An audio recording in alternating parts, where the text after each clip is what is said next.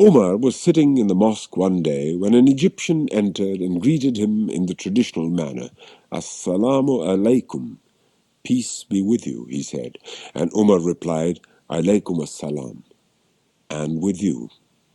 The stranger then seated himself next to Umar and addressed him as follows: "If I present my case before you, can I be certain that justice will be done and protection granted?" "Yes," replied Umar, "I promise you both justice and protection. But tell me now, what is troubling you?" The Egyptian began, "Your governor in Egypt, Amr bin al-As, had the idea of holding a horse race. You know how we all love horses in Egypt, and as in Arabia, many of us own fine beasts.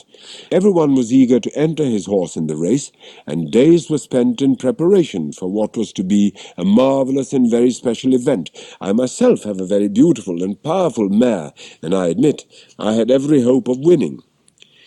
Now, Muhammad, the son of Amr, also entered a fine horse in the race.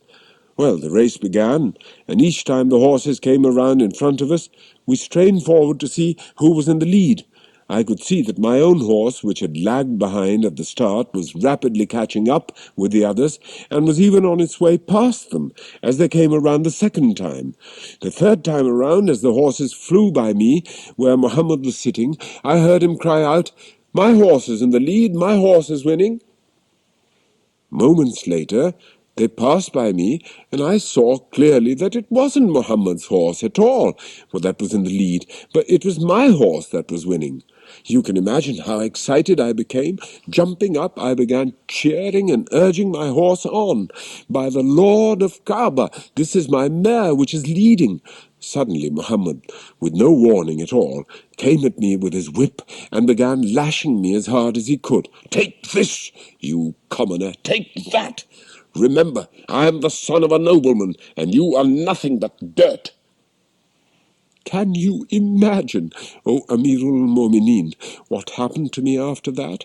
I was thrown in prison, and all because Amr found out about the incident and was afraid I'd come to you for protection and complain about his son's vile act.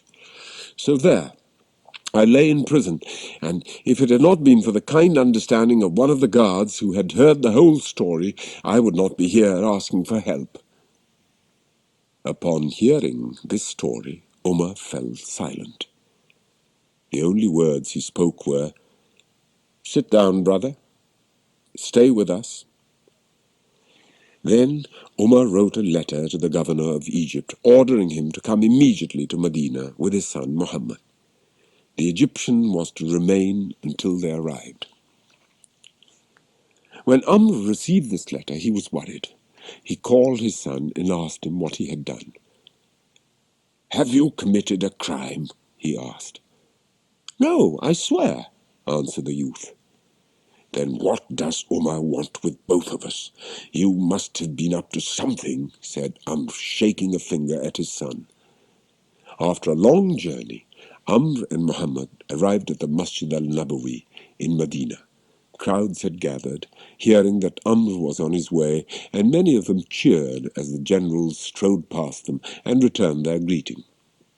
He was dressed in his usual splendid garments, and his proud young son walked behind him. Umar wasted no time with formalities. "Where is your son?" he asked abruptly. At this, Muhammad showed his face from behind Amr's great cloak. "Now where is the Egyptian?" "Here I am, Amirul Mu'mineen." Umar handed him a whip. "Now, Egyptian, lash that young son of a nobleman just as he whipped you."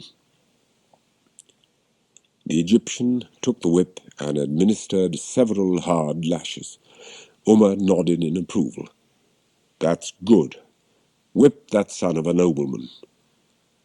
After a while, the Egyptian stopped, and Muhammad, humiliated and sore, scurried to the back of the crowd.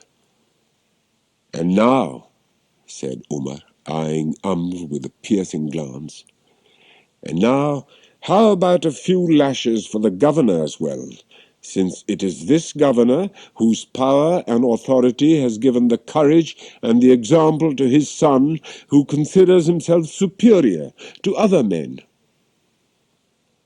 Amr's face turned pale at these words, and the crowd held its breath. But the Egyptian shook his head.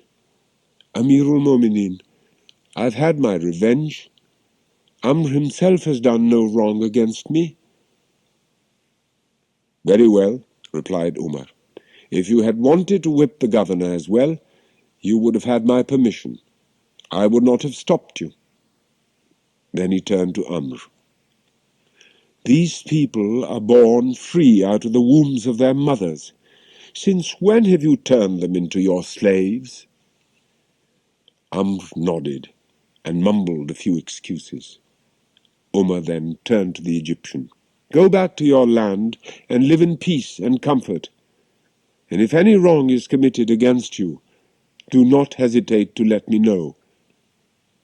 The Egyptian thanked Umar profusely, and the assembly returned to their homes, having learned a lesson from the Caliph on equality before the law.